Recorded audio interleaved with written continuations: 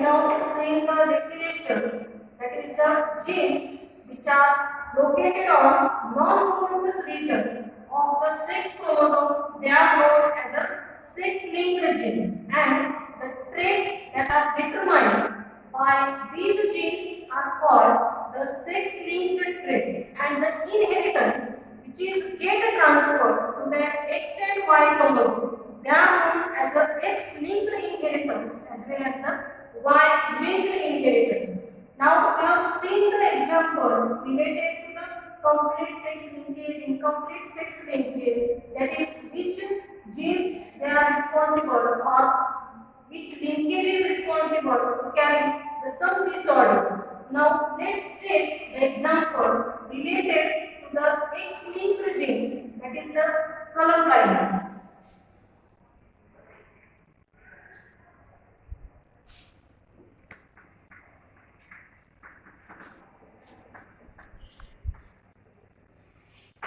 This color blindness is nothing but where the person unable to distinguish between the red and green color. All the color they look like the gray. Here the X as well as the Y chromosomes they are present or they represent these.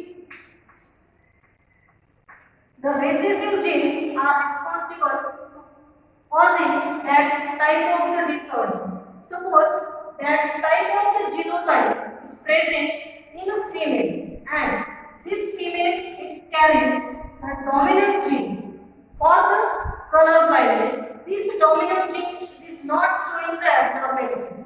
This shows the condition this female is the normal female.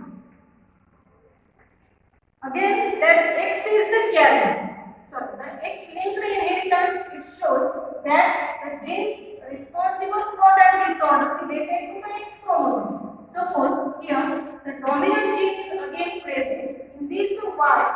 At that time, this male is also the normal. Now, suppose the one gene is a dominant present and second gene is the recessive. At that time, these recessive gene is always acts as a carrier. Means this female is the carrier of the disease, but she is not suffering from the disease. She is only the carrier of the disease. When both the genes are the recessive, at that time the 100% this female is the color blind. Same thing is happen when this recessive gene is present in that male.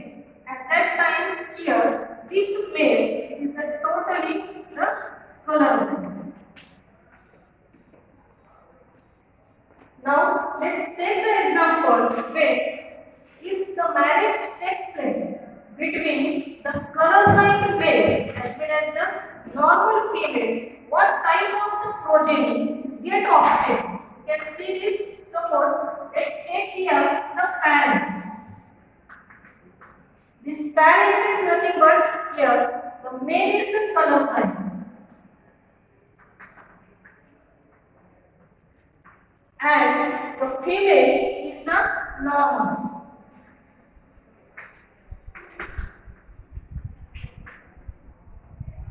Now, the genotype of these colorblind males is nothing but here as we know that X and Y is the genotype of the male, but this is the colorblind. Therefore, the recessive gene is present here, and this female is the normal. Therefore, it shows the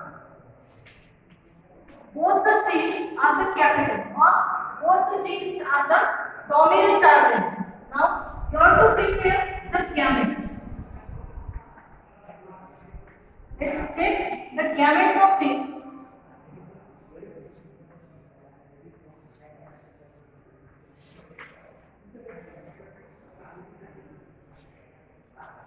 X small c, Y, X capital C or the dominant.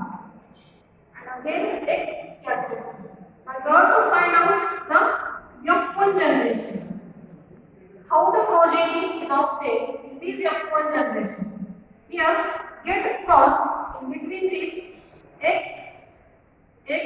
female is there, the dominant gene and the recessive gene. Again here, let's take XX, the dominant and the recessive.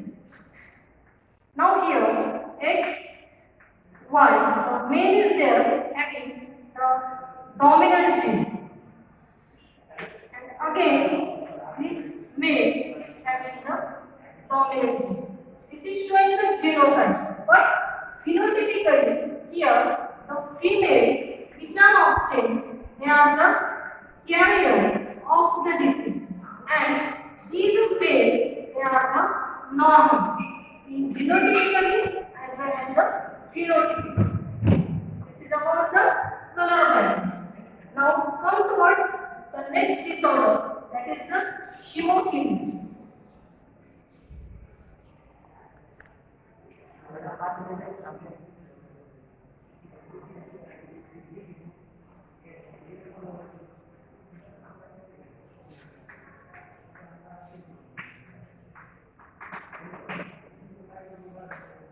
This hemophilia is also known as a bleeder's disease. In this case, the person which carries the recessive gene responsible to the hemophilia, this person is unable to clot the blood. When any type of the injury is there, at that time these persons unable to clot the blood, and that is known as a bleeder's disease. Suppose the same thing is there, just like the color blindness. The recessive genes are responsible for the hemophilic condition.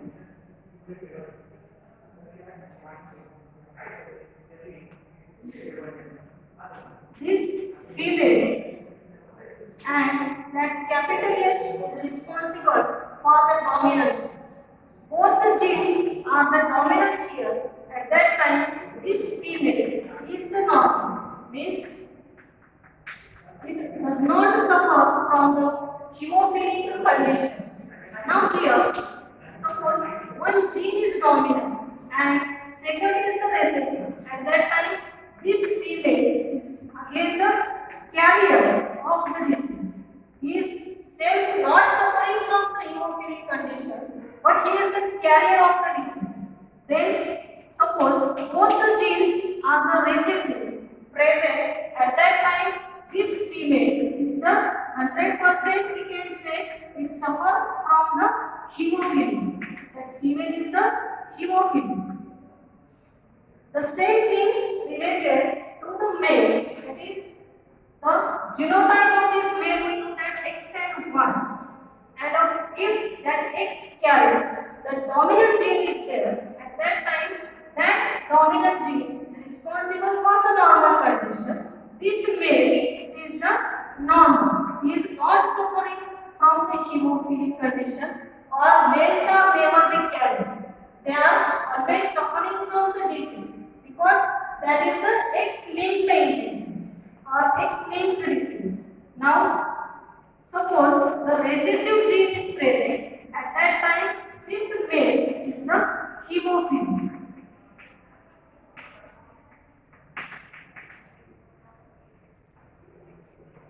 Now take the example. Suppose here the marriage takes place between the parents.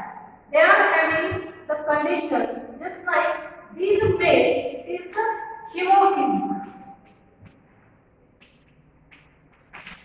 Suppose male is the hemophilia and the female is the normal.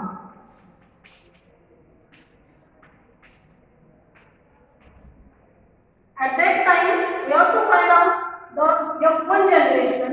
Now, the genotype of the hemophilic male is X small h because recessive gene is there and 1. And this female is the normal and both the genes are the dominant. Now, find out the gametes of these.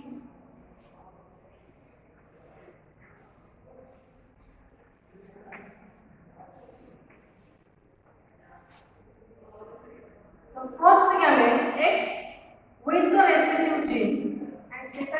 1, here the first gamete X with the dominant gene and second also the X with the dominant gene. Now find out the F1 generation here. This F1 it shows that X and X. The female is obtained, but this female is having the one gene is dominant and second is the recessive. Again, in the next cross, you will find this female is there. One gene is the dominant and the second gene is the recessive. In the next progeny, X and 1, but that X it shows the dominant gene is there. Again, X and 1, but this X is having the dominant gene. Means in the F1 progeny here, the females 50% and 50% males are there, but these 50% female, they are the carrier of the hemophilia. These females are the carrier of the hemophilic conditions, and here these males, they are the normal. Because here both the males, they are having the dominant genes. This is about the hemophilia. Now come towards the sex determination in human beings.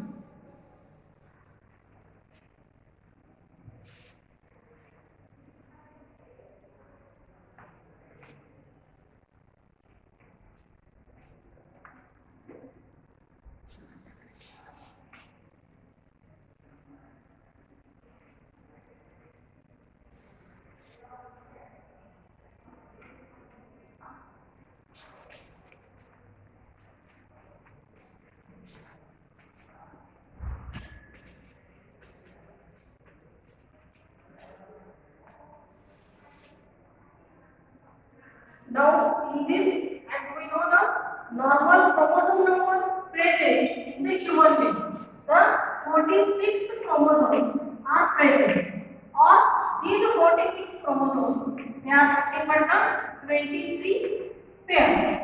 How these 23 pairs they are made up? The 22 autosomes are present,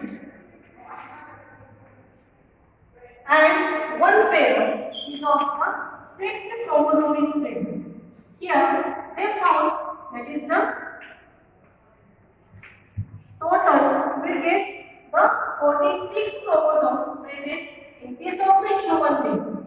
Now the differences takes place in the male and female related to only this pair, because in the female here the 44 autosomes are there,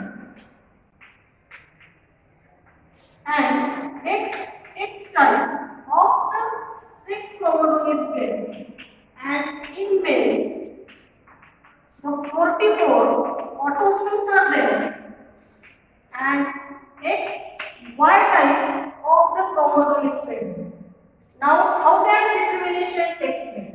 Let's take the gamete preparation and the parent. Suppose the male parent may cross with the female. Here, the genotype of the male, we know that it is the XY type, and here XX type. Prepare its gamete, it is the very simple to find out, and the 50% chance of the male child is there, 50% chance of the female child is there. The X1 and XX, these gametes are getting produced.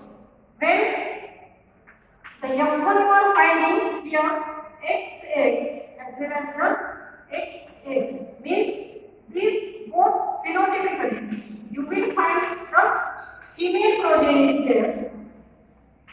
In the next offspring X and Y, again X and Y. Here the 50% are the male offsprings are getting produced. This is the simple sex determination in the human being. Now come towards the sex determination in the birds. But before that, here the female of in case of the human being is having the homozygous, means they are having the same chromosome and male is the heterozygous because having the two different chromosomes. This condition will be in reverse in the birds.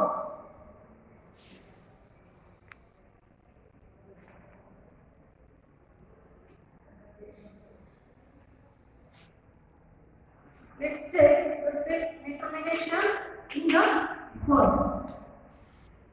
Suppose male parent and the female parent. You have to write the genotype of the male as well as the female. This male, it shows the 2N plus ZZ type of the genotype, and this female shows 2N plus ZW.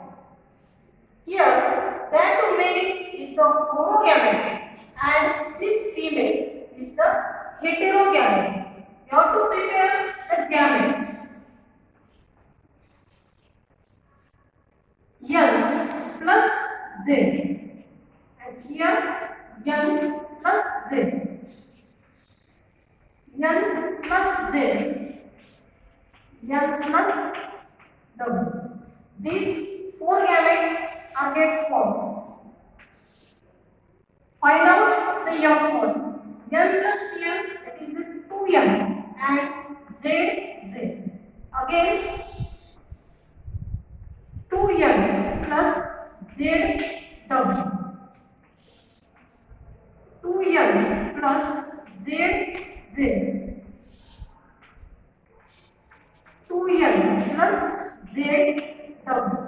That male, female, again female. Means same thing is here. The 50% male and 50% female birds are get found out in the F1 project. Now come towards the sex determination in honeybees.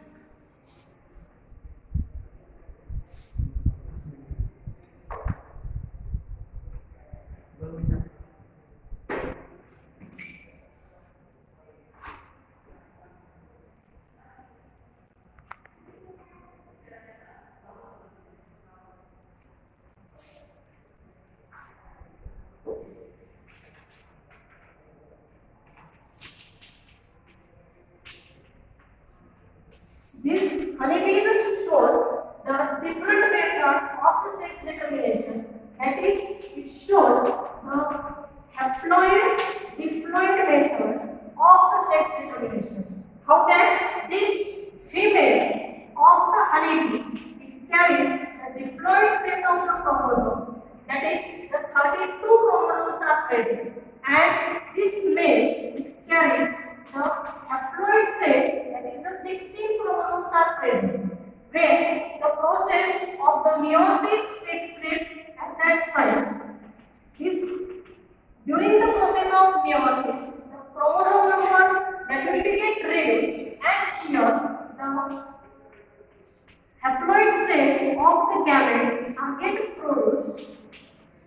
Now here the process of the mitosis takes place in male. That will be found N is equal to 16.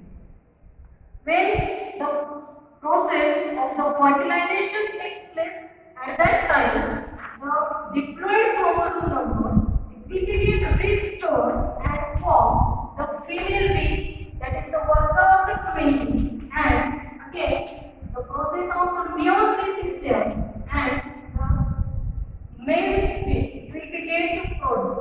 This is about the haploid diploid method of the sex determination in honeybees.